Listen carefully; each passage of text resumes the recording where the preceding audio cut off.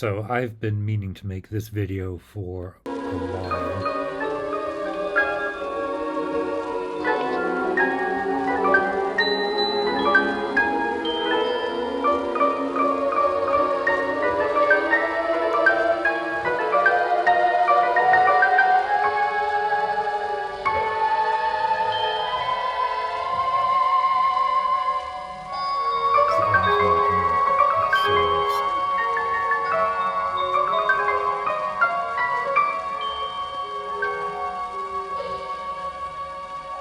I've been meaning to make this since January when I did a video reviewing the performance. To the end.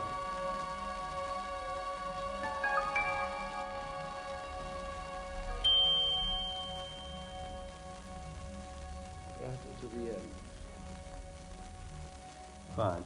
The piano was a little late. Un peu en retard. Deux croches. En effet. Fine, Yeah. very beautiful. This we can leave for a while now. Would you take the fifth movement? So, in that video back in January, my wife and I had gone up to Erie. It's a couple hours from where I live. We live in Pittsburgh, and the Erie Philharmonic was performing Mahler's Third, which is a piece I really like. And the Erie Philharmonic did a bang-up job on the performance. In that video review, I played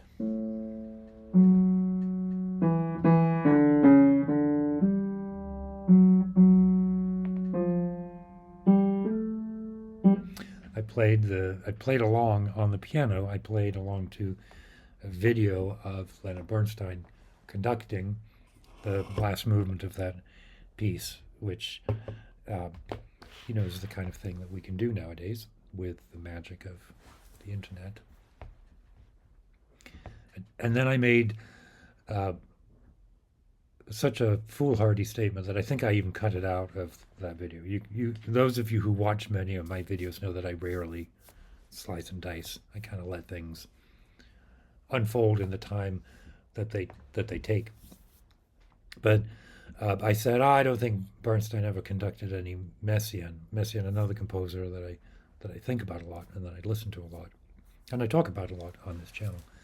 Well, so of course, like he did, he conducted the premiere of the Tarangalila Symphony, right? And here it is, the rehearsal sessions. It's fascinating, right? You just heard him.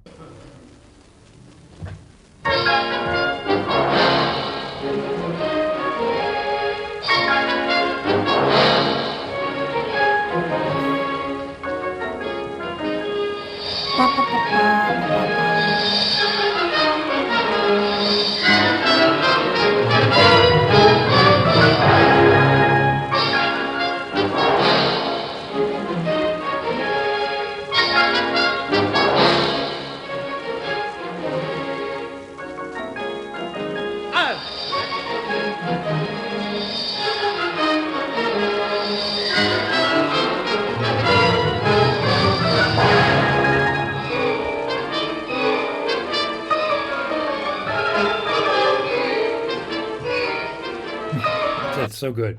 It's so awesome. I've only heard the Tarangalila live once. I'd like to hear it again. I would travel to hear that piece. Anyway, so yes, he did conduct it. And I thought, I wonder what, I don't know, if there were any reviews. So I looked, and there is. And I'm going to walk through, we're going to talk through, just going to read through this review by Olin Downes. This is from the New York Times. And fair warning, Mr. Downes does not care for the music. This is pretty good. Bravos Brewing. This is an NA craft beer. Because It's Friday afternoon here. I finished a work week, successfully bringing value to the shareholders. So now I'm wrapping up the week the best way possible, which is recording a video. And like I said, this video is one that I've wanted to do since January, and it is now April. I did record this once, much earlier, but I screwed up something. I can't remember. I think because I'm trying to record the screen and the music and myself. It's easy to do if you know how to do it, but I didn't know how to do it. Anyway, Hollywood could have devised no more characteristic spectacle than Carnegie Hall yesterday afternoon when the Boston Symphony Orchestra, conducted by Leonard Bernstein, gave the first performance in this city of Messiaen's Turangalila Symphony, which takes an hour and a half in performance and is in 10 movements.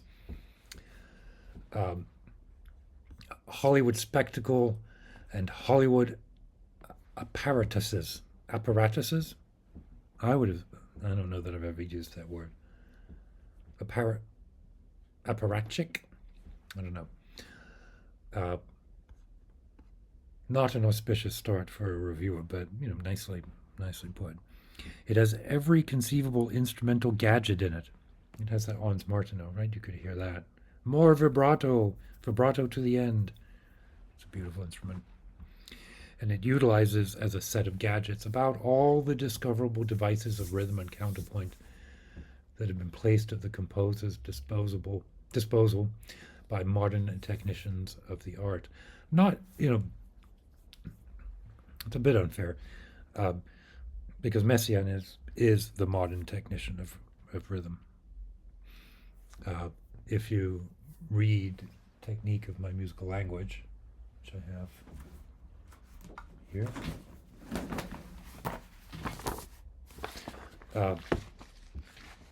those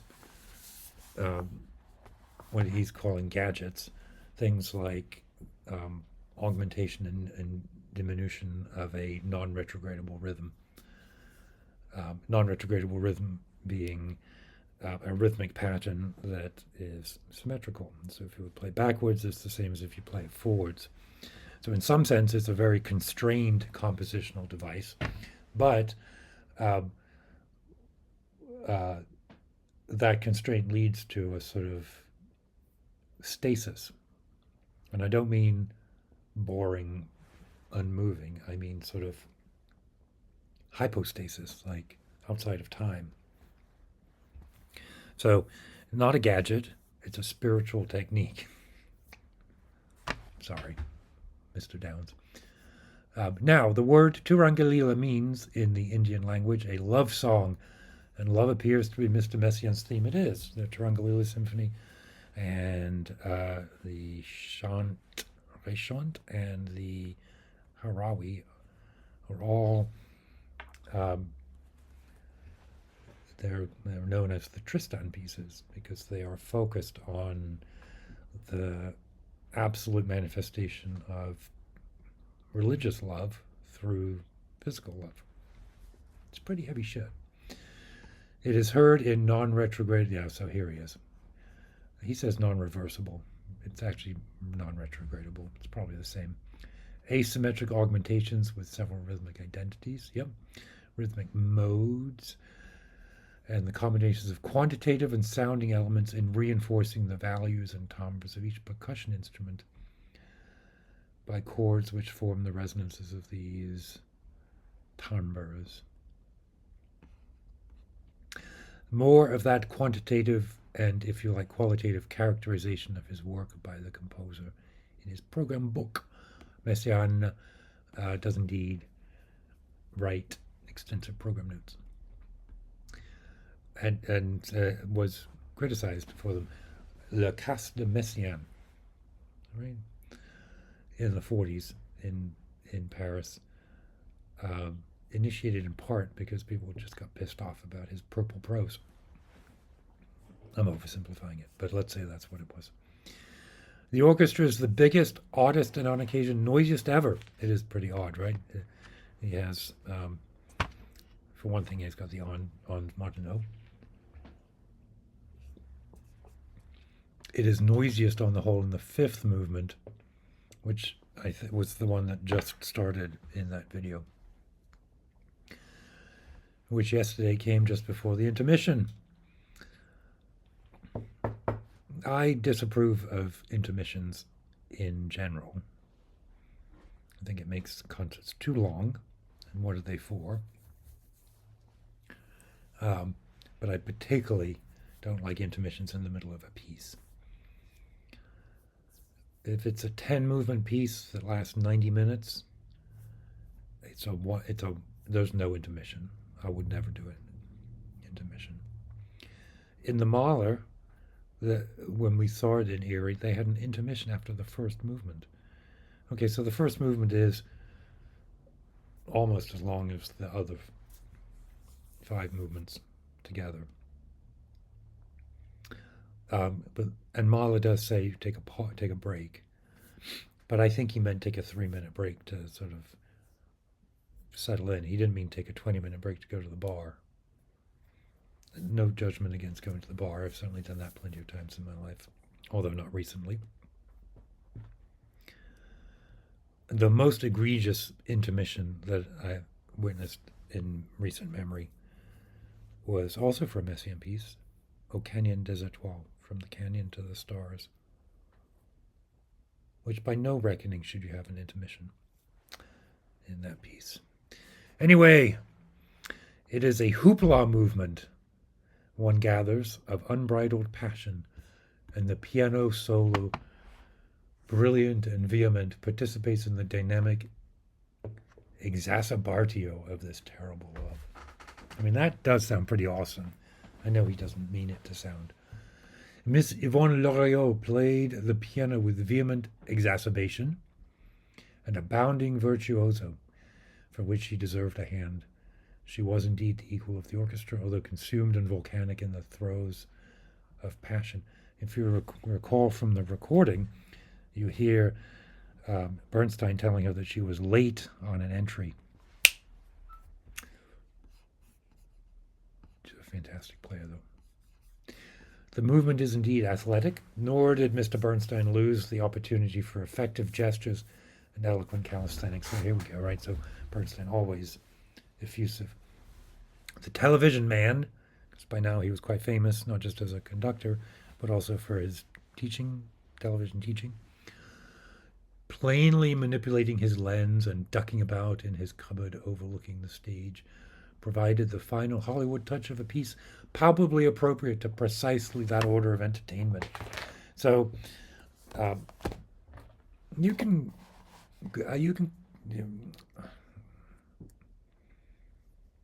it's a lush piece, right? Turangalila, it's an exotic piece.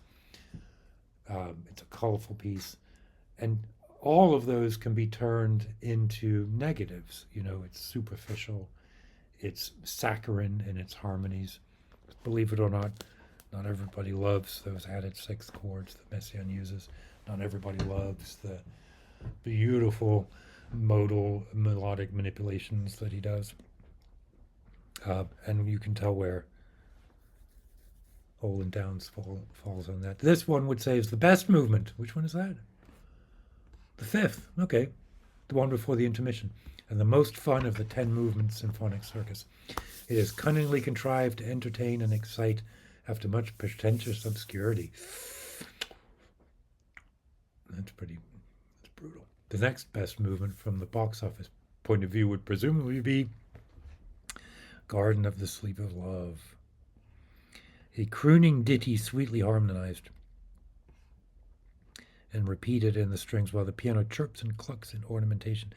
At this point in Messiaen's compositional trajectory, he was referencing birds, right? He always referenced occasionals, but he wasn't yet using birdsong as kind of the foundational series of the music. So it's fair to say that it's ornamentation, but chirping and clucking, right? Well, they're not chickens. Corn, where is thy sting? Nice. But after this, Mr. Messiaen was apparently not in the best position, creatively speaking. Exuded about as much syrup and devised as many non-reversible rhythms and asymmetric augmentations as he was able to think of. So the last part of his symphony was anticlimax. Fair enough. By the time the end was reached, the audience was no longer in the amused frame of mind that it had been when it began to giggle at the queer and funny sounds of the first movement. There really is very little growth in this music, aside from gadgetry manipulations, which are not the same thing. That is true, right? One of the realizations that came from kind of studying this technique de mon langage musical was that in a structural sense, Messiaen is quite straightforward. He's a very Baroque composer. He will have A-B with not a lot of development in the sense of narrative development of an idea. It's not a Beethovenian, whatever, stupid thing to say, but he doesn't take a melodic cell and derive and recapitulate the theme throughout like Beethoven or Brahms does. He doesn't do that. He is interested in the alignment of patterns. And a pattern is manipulated. A pattern is not a narrative development. It's not a, So this is a legitimate comment because I think it's a true representation of the music. It's a kind of a perceptive comment. It's presented in a not a very nice way, right? But it is true that Messiaen's music is interested in the manipulation of patterns and not in the development of motifs. At the end of the concert, the soloist, orchestra, conductor, and composer assembled on the stage, and Mr. Messiaen kissed Mr. Bernstein on the cheek, as they do in France when bestowing the Medal of the Legion of Honor. Whatever. Let it be said in all seriousness, okay, that Mr. Bernstein did a perfectly amazing job with an extremely difficult score deserving any and all recognition. Good. It is a difficult score. He held the orchestra together as coolly and masterfully as if he had the whole of a most difficult and inconvenient score by heart. He might have had it memorized, right? He's a phenomenal musician. But he certainly, from the very moment, knew exactly what it should sound like. And there's no doubt about that. And if he did not have it by heart, apparently he didn't miss a trick or a gesture either at the right moment for the camera. That's right. Well, what of it? Yeah, right, exactly. What of it? Hasn't a conductor a right to get something beside mere credit from such a piece? Okay, tell us what you really think, Olin. It was an amazing performance of a piece of most pretentious nonsense, and publicity is what it's for. I think that's really unfair, but I did think to myself, having read that I would have been happy to receive that review for any of my music. I would be happy to have a snarky review written about a piece of music that I had composed, that Leonard Bernstein conducted, with Yvonne Lorigot as the piano soloist. I'd be okay with that. I did think, I thought, who is Olin Downes? And look, I have found this. Alex Ross, also a fantastic critic,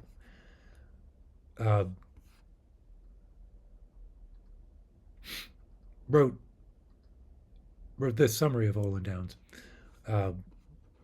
And he mentions here in his book, The Rest is Noise, he mentions Olin Downes, who was a avid supporter of Sibelius. And Ross talks about how Olin Downes kept sending badgering notes to Sibelius saying, you got to finish your 8th symphony. Finish it. He notes that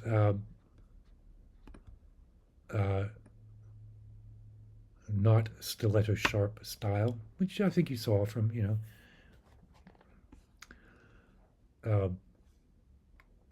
at a time of rising snobbery, elitism, and high-mindedness, he was an unabashed populist, a vigorous opponent of the no applause rule, arguing that audiences should applaud whenever they felt like it. That's fine. I agree with that. But here, a formidable voice on the American left. As the Cold War stoked repressive measures against leftist artists, Downes spoke up. There we go. Oh, that's a lot easier to read. I should have done that for you all along. The pages of the Times. In 1947, he protested the deportation of Hans Eisler. Prickly response to reports of persecution of composers. Political oppression in this country.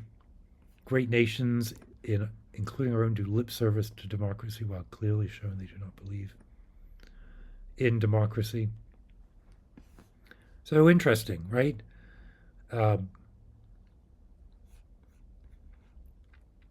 Downes, it might be said, was a lesser critic, but a better musical citizen. Interesting. So, there we go. Leonard Bernstein did, in fact, conduct Messiaen. I don't know that he recorded it. No, I should just look, right? I make that statement. Leonard Bernstein, discography, recording of Messiaen.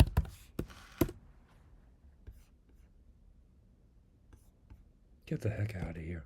I'm such an idiot.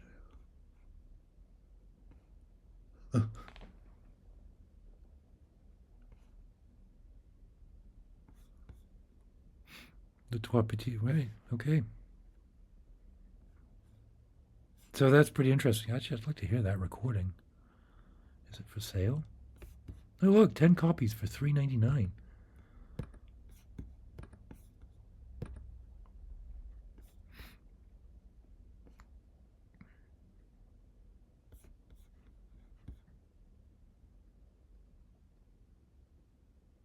Yeah, why not?